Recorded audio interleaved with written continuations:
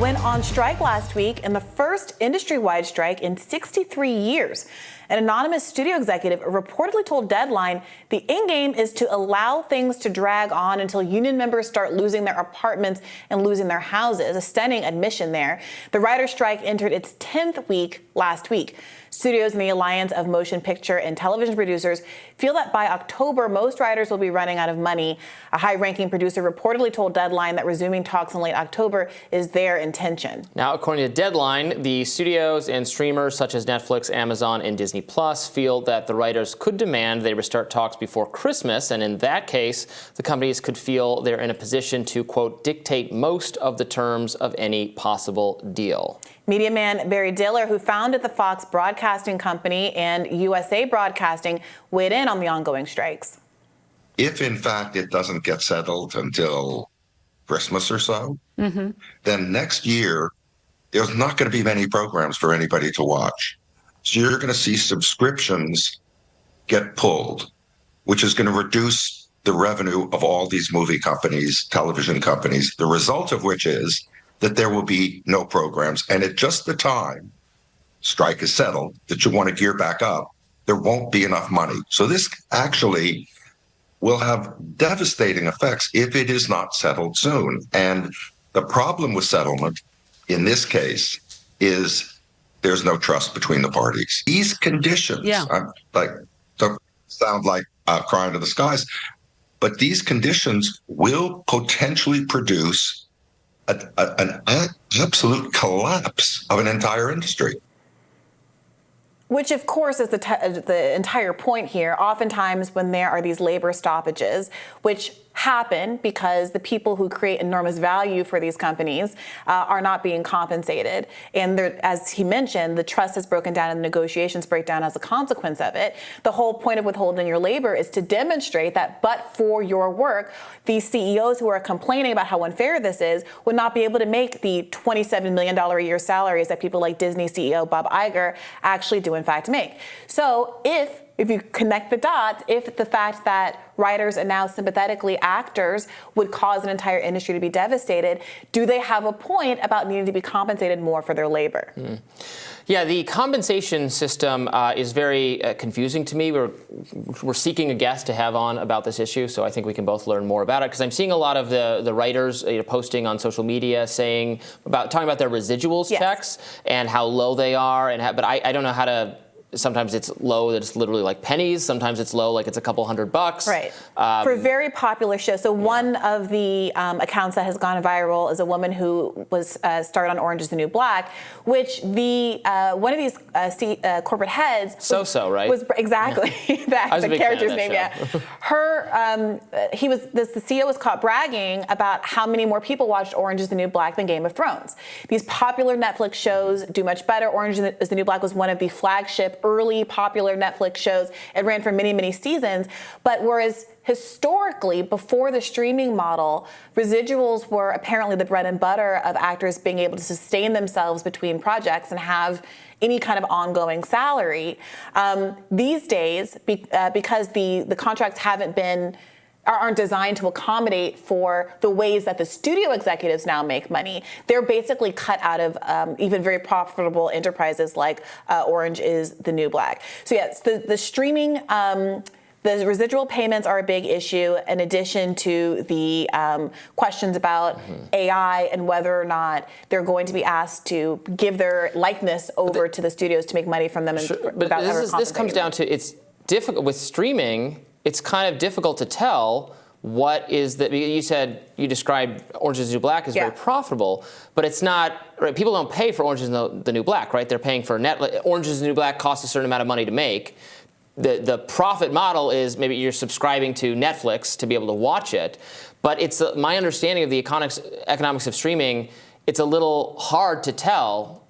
Obviously, Orange is the New Black is very popular, but it's not like you're going to the movie, we can see how much this grossed because you paid a ticket for this thing. You're paying for the entire streaming platform. So the question is really, how many more people subscribe because this program is available, and is that worth it given its cost? So I could see the economics of who's owed what of this being kind of confusing.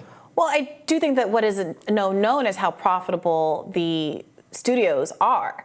So they can say, oh, it's so difficult to tell, but when you have CEOs taking home $27 million in the CEOs get paid a lot. When you have producers in the companies being enormously profitable and the actors just not getting a piece of that action. Look, if you are an actor and you're only earning cents on the dollar, or you're only earning, a couple of $100 for a project of that magnitude, then you can make an argument about how you should keep working for nothing, but who would do that at the end of the day? If it is true that the companies cannot pay you, fine. Well, the actors are not going to work, and now we're going to have this detente. Yeah, but like you brought up Bob Iger. Yeah, sure, he's maybe all those people are way overcompensated, sure. But like Disney Plus is not, it's losing money. It's not, it's projected to be profitable maybe by like 2024 because the economics of streaming are really it's not been figured out yet. So anyway, I don't know what it's probably the case that the contracts don't really reflect the new reality of the streaming world. Yeah, I mean, Vox tried to get into this a little bit in one of their explainers, and they say, most TV shows on streaming have far shorter seasons than their broadcast cousins, 8 or 10 episodes as opposed to 22 or more. And that means writers get paid less for each job. The space between seasons can also be very long on streamers, years or more, rather than the few months of a broadcast show.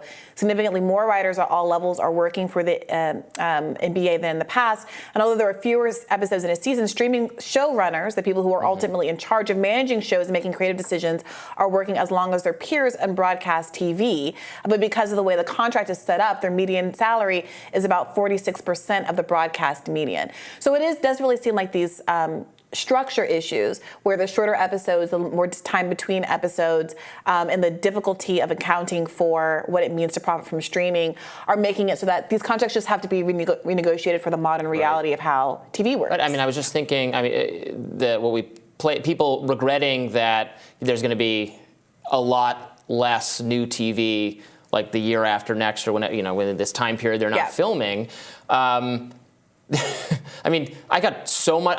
I'm sure I'm not only speaking for myself in that I have so many TV programs I'd like to watch that I don't have time to catch up on, that like a year with nothing new being made would not. I mean, are people out there really like watching the entire Netflix and Disney Plus and Hulu and HBO? Well, you things say that. I watch a lot of TV, and I like Yellow Jackets. I would love to watch that. I haven't watched the first 2 seasons. I haven't watched any of the shows mentioned in that New York Times article yet. Well, it might not be a particular show that hits you. Maybe Yellow Jackets isn't your show, or that you're already behind and you have plenty to watch, but everyone has their tipping point. The New York Times pointed out that big name shows, including Yellow Jackets, but also Severance and Stranger Things, halted work after the writer's strike. This is also affecting movies, with the Oppenheimer and Barbie promotions that have caught the country by storm, grinding to a halt as a consequence of the strike.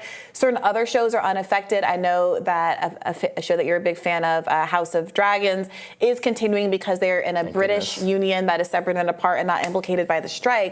But I think, as we've reported on before, the fall lineup for many of these channels has pivoted more to reality TV shows and game shows that don't require the work of writers or actors at all. Is that okay with people? Maybe, but is it going to be okay for these studio execs whose profits dramatically rely on streaming services and people signing up for new accounts to stream new shows? Well, right, then it will, or are people just going to continue signing up or keep paying because there's still such a vast library of material on all these platforms? Yeah. That's what I'm curious about. I'm not saying prescriptively. I'm just the strike. Like, I don't know that in the case in today's reality, like do the people like rise up and side with the actors and the striking writers because there's nothing new to watch or to see? That's just not going to be the case. Well, I don't know that it requires the people to rise up. I do think there's an enormous amount of solidarity here already. I saw a story about how UPS drivers driving by the strike, the strikers in Hollywood, were honking and they were shouting like, "You're next," because they're also pending the strike. I think August 1st is their date for the end of these negotiations and the potential start date. So I think there is a lot of natural solidarity, but the point isn't that they need us to be okay with it. The mainstream media is doing what it's always doing, which is to talk about the effect on the consumer, as though consumers aren't workers too, that are similarly victimized by corporate greed the same way that these writers and actors are being victimized, so that they're depending on getting public backlash by breaking that solidarity. However, they don't need our solidarity to be successful here. At the end of the day, either their labor is valued or it isn't. And while they should act, I think it's good to support people through strike funds and to help people be able to withstand the pressure to go back to work to get whatever pennies you can get because you need to pay your mortgage, you need health insurance, you need to support your families. At the end of the day, it's the studio execs that are going to have to decide whether or not they want to pay for the benefit of these stars who people love to create the shows that we love. I remember subscribing to Netflix for the first time, ironically, to watch Orange is the New Black. I remember the buzz around that show, feeling left out of the zeitgeist and being very curious. And I think that was the first streaming platform that I started paying for. It was definitely one of my favorites, too. Yeah, I watched the whole thing. Well, I think the strikers should add firing Kathleen Kennedy, the head of the Star Wars universe for Disney Plus, as part of their goals, and then I would be completely on board because she's ruined it. More Rising right after this.